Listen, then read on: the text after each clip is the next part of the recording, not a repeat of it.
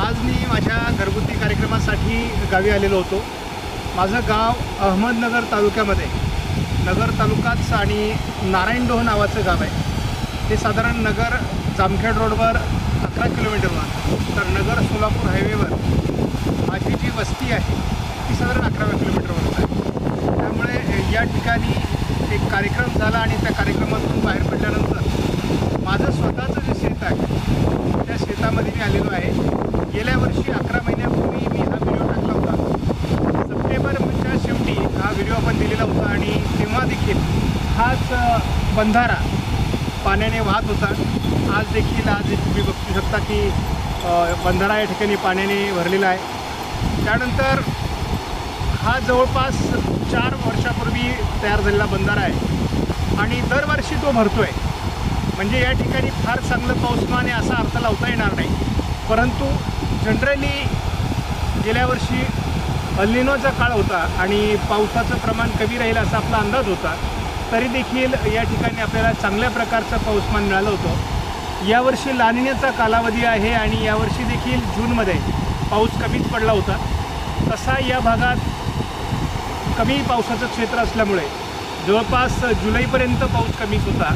August महिन्याने बऱ्यापैकी सरासरी गाठली आणि मुबलक अशा प्रकारचं पाण्याचा साठा या ठिकाणी तयार झालेला आहे। आपण विहीर देखील बघणार आहोत। यालाच पॅरलल अशा प्रकारची एक विहीर आहे।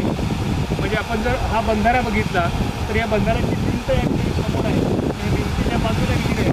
त्या विहिरीची काय अवस्था ते आपण बघणार आहोत। तर सांगायचं तात्पर्य एवढंच आहे की एकूणच शेतामध्ये आता चांगल्या प्रकारचं पीक आणि मुबलक पाणी अशी सध्या नगर तालुक्यातली आमच्या गावची तरी परिस्थिती आहे।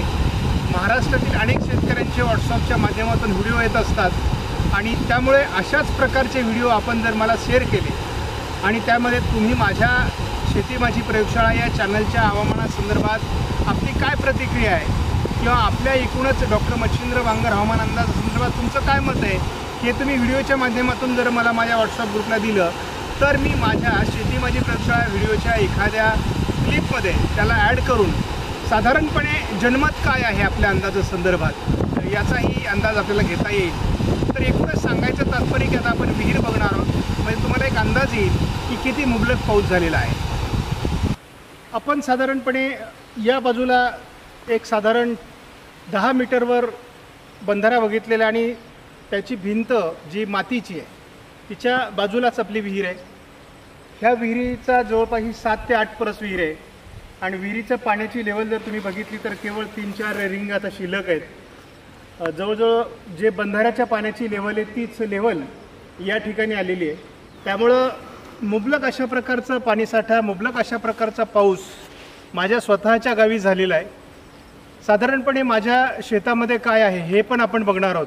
ही 4 वर्षापूर्वी विहीर पाडलेली आहे। नारायणडोह गावातील सर्वात मोठी विहीर म्हणून या विहिरीला एक नावलौकिक प्राप्त झालेलं आहे। साधारणपणे हे सगळा विचार करताना एक मुबलक अशा प्रकारचा पाणीसाठा निर्माण होणं आवश्यक असतं शेतकऱ्याच्या शेतीसाठी आणि त्यामुळे यावर्षीचं पाऊसमान सध्या तरी बऱ्याच महाराष्ट्रातल्या विभागामध्ये चांगलं या निमित्ताने जर हवामान अंदाज सांगायचा झाला तर आपल्याला असं दिसतं की अजून पुढे 3 दिवस तरी, म्हणजे आज 9 तारीख आहे, 9 सप्टेंबर, 9 सप्टेंबरपासून पुढे 10, 11 आणि 12 तारखेपर्यंत, 13 तारखेपर्यंत पाऊसमान विदर्भ आणि मराठवाड्यामध्ये राहील।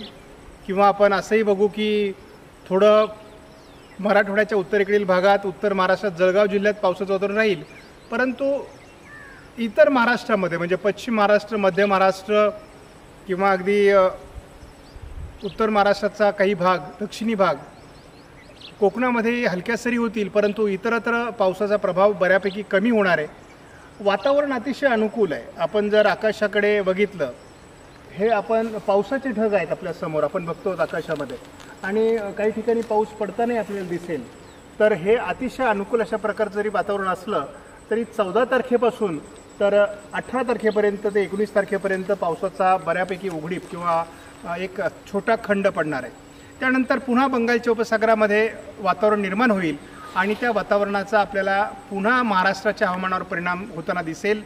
त्यामुळे चांगल्या प्रकारचं वातावरण आपल्याला बघायला मिळणार आहे या निमित्ताने। आपण या ठिकाणी बघू शकता की हे सोयाबीनचं शेत आहे. जवळपास हा 2-2.5 एकराचा प्लॉट आहे आणि या सोयाबीनची तशी बरीच मागास लागवड आहे. आता सध्या केवळ याला आपण असं जर बघितलं तर याला फूल आलेले आहेत, अजून शेंगा आलेले नाही आहेत. शेंग आता लागणार आहे. म्हणजे ही मागास पेरणी झाल्यामुळे या ठिकाणी अजून पाहिजे तसं त्याला शेंगा वगैरे आलेल्या नाहीत, फुलोऱ्यामध्ये आहे. आणि अतिशय त्याची वाढ जर बघितलं तर माझ्या कमरे एवढ्याला जवळपास त्याची वाढ झालेली आहे. म्हणजे यावर्षी सोयाबीनचं पीक अतिशय तेज आहे, उंची वाढलेली आहे. ज्यांची आगाप पेरणी आहे त्यांचे मूग आता किंवा सोयाबीन काढायला आलेले आहेत, काहींचे उडीद काढायला आलेले आहेत. परंतु सध्या उघडीप असल्यामुळे फार टेन्शन घेण्याची गरज नाही. परंतु आपला अंदाज आहे की साधारण 20-22 तारखेनंतर जवळपास 10 तारखेपर्यंत म्हणजे 10 ऑक्टोबरपर्यंत पुन्हा वादळी पावसाचं वातावरण राहणार आहे आणि नुकसानकारक पाऊस होणार आहे. त्यामुळे त्या पावसापासून आपलं पीक वाचवण्याकरता आपल्याला नियोजन करावं लागणार आहे. म्हणजे जशी पेरणी तुमची ज्या तारखेला होते त्यानंतर त्याची काढणी येते, तर मग आता हा मागास आहे म्हणून याला अजून काढायला भरपूर वेळ आहे. परंतु जी पेरणी अगोदर झालेली आहे ती बरेच सोयाबीन काढायला आलेले आहेत, मूग काढायला आलेले आहेत, काहींचे काढून झालेले आहेत. तर या सर्व पिकांना वाचवणं ही शेतकऱ्यांची फार मोठी कसोटी राहणार आहे. कारण शेतकरी अतिशय कष्टाने हे सगळं पीक पिकवत असतो आणि हातातोंडाशी आलेलं पीक जर गेलं तर मग त्याच्या दुःखाला पारावर राहत नाही. सणासुदीचे दिवाळीचे दिवस येत आहेत आणि आपल्या लेकराबाळांना कपडे घ्यावेत, गोडधोड करावं ही प्रत्येकाची इच्छा असते आणि ते शेतकऱ्याचा घास गोड व्हावा याकरता शेतकऱ्यांनी थोडं सावध राहण्याची गरज आहे. कारण नुकसान झाल्यानंतर नुकसान भरपाईच्या स्वरूपात सुद्धा सरकारकडून जी मिळणारी मदत असते ती अतिशय तुटपुंजी असते आणि त्यामुळे मला असं वाटतं की आपण सावध असणं त्यापेक्षा जास्त महत्त्वाचं आहे. धन्यवाद. जय हिंद, जय महाराष्ट्र, जय बळीराजा.